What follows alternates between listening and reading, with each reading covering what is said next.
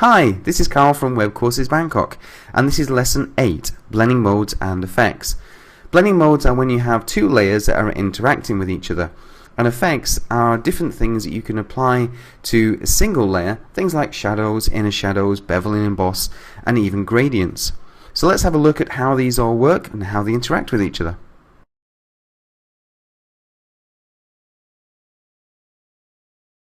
For this lesson, you're going to need your Lesson 8 Blending Modes and Effects PSD.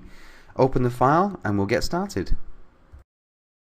Right, so do the drop down here from your Layers panel and select Multiply. Now you'll see that it sort of looks through it. Multiply is a really nice one if you want to blend it into the background, but still be able to see it. The next one is Color Burn. Now Color Burn is interesting because you have to know what kind of color it's going into. The color that is in the background will severely affect the color that's here. I must admit, I've been doing Photoshop for a long time and I still don't know exactly what each of the blending modes does as soon as I see them. So what I do is I just try them like this. So let's try the next one. We'll try Lighten. And you can see obviously it's got a lighter color, but until you actually try it, you won't know exactly how it looks. Next one, we're going to go Overlay. Now Overlay is one of my favorites because it really allows you to add things into the background very easily. See, this Facebook logo looks very nice. And also Multiply and Overlay tend to look a little bit opposite. One dark, one being lighter. Next one is Difference. Now Difference gives you definitely a different effect. As you can see, it's got a sort of like a dark purple color. So it depends on what kind of effect you're looking for. If you're going for a sort of grungy logo or a grungy background, Difference could definitely be one of the blending modes you should choose. Right, let's try Luminosity. And again, this is one of those strange ones that sort of depends on the color. Now, one thing I do like about Luminosity is, as you can see here, if I zoom in, the Facebook logo looks part of the background, and it's also taken on the colors, so it can look really nice. The last one is we've got the original, and then we have the background here. Now, depending on the background depends on how these blending modes behave. So try them out. So normally what I would do is I would select let's say Multiply here. I click to the right and I just keep trying them. And once you've got it selected up here, you can actually use your arrow key to skip through them until you find the one that you want.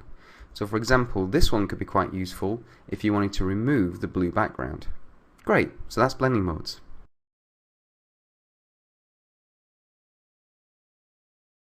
Next we have layer effects. But first of all, I'm just going to close my group for blending modes just so I can see what I'm doing. Let me open up the effects, and again we can see here we've labeled the layers ready for you. So let's move down and I'll move to the left a little bit. Now first of all, we need our shadow. So I'm just going to select the drop shadow layer. Now different people do this in different ways. My personal way of doing it is right click, blending options. Other people might go to here. You can see the effects menu item here, and you can go to blending options as well. An important thing to remember about the blending options is that you must click on the word to change the settings. If I just click on the actual checkbox, nothing happens apart from turning that layer style on and off. So if I want to change anything, I must click on the word. Here you can change the size, and also you can change the distance. So try playing around with some of the different settings. Also, a nice thing about this is if you're using the global light and you've got shadows elsewhere, they will all change if you start changing the angle. And this can be quite useful to keep things consistent. Right, let's click OK and we'll move on to inner shadow.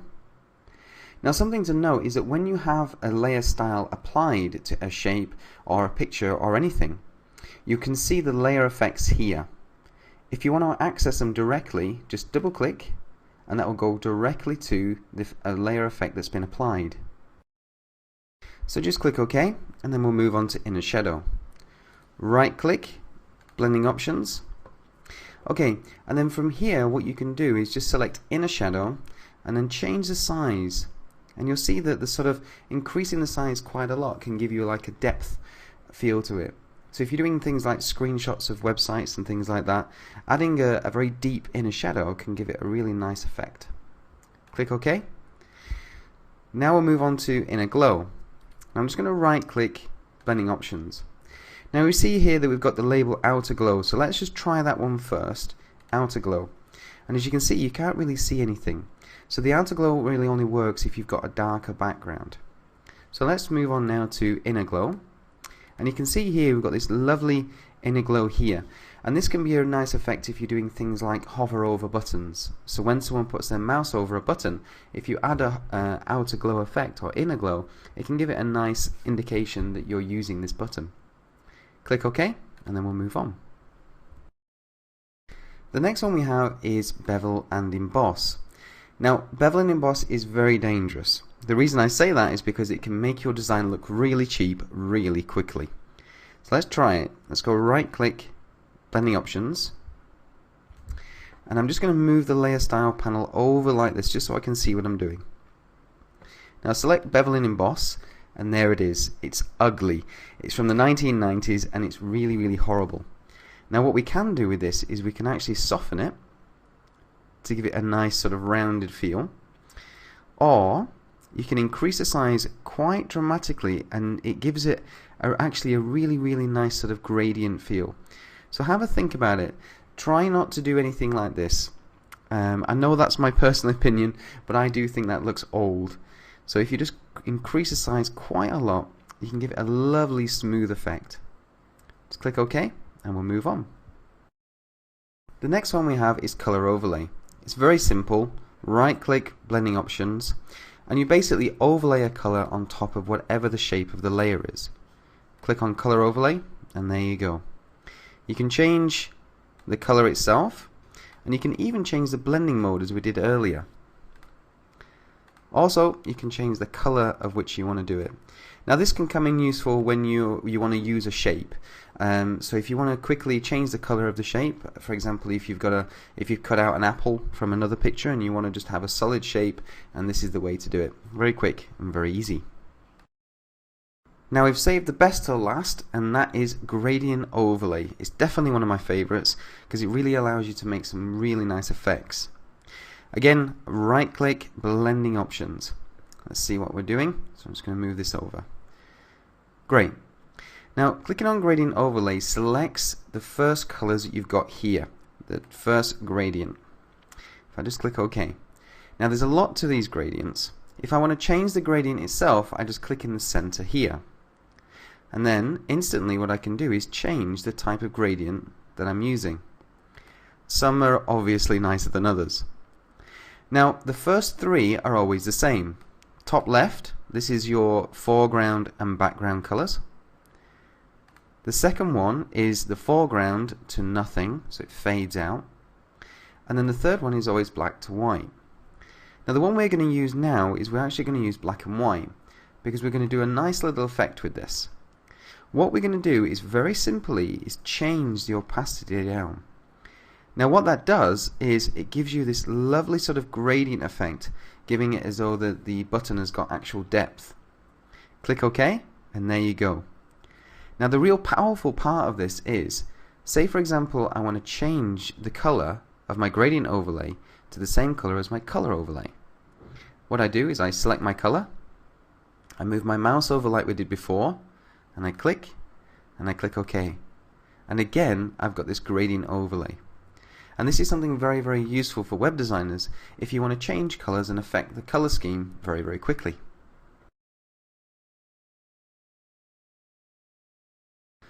Now we've looked at 6 different styles of effects. Now what happens if you get the effects just right and you want to copy it from one place to another? Well, that's what we're going to do next. So I'm just going to right click and do actual pixels, hold down space just so I can move over and see my 2 submit buttons.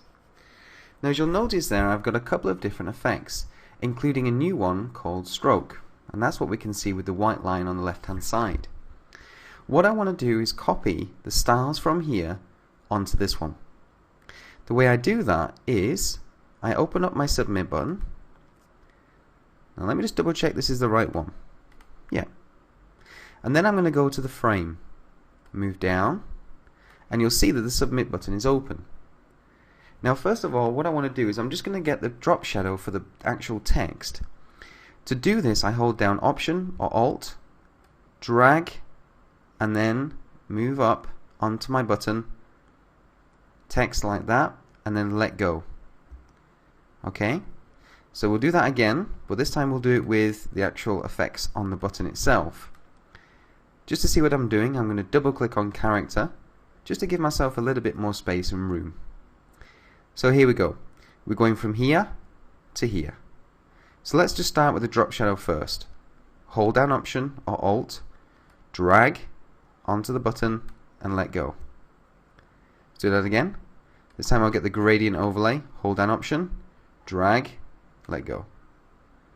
And lastly the stroke, drag, and let go. And that's a really useful way of moving your styles from one place to the other. So that's everything for blending modes and effects. Hope you enjoyed that, and I hope you use it to make some really nice effects with your different layers. If you're interested in learning more about anything that we've covered in the screencasts or about Photoshop, then go to www.webcourses. Thanks for watching. Bye.